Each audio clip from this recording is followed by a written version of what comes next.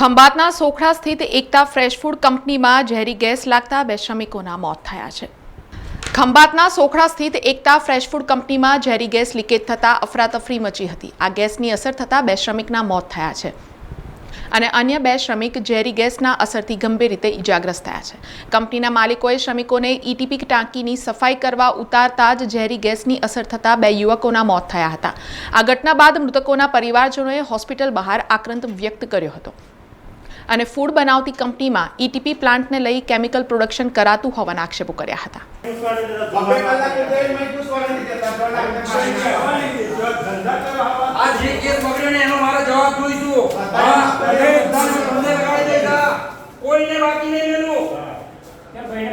સમાચારોના સતત અપડેટ માટે TNN ન્યૂઝને YouTube પર સબસ્ક્રાઇબ કરી બેલ આઇકોન પ્રેસ કરો અને અમારી સાથે જોડાયેલા રહો Facebook, Instagram અને Twitter ઉપર।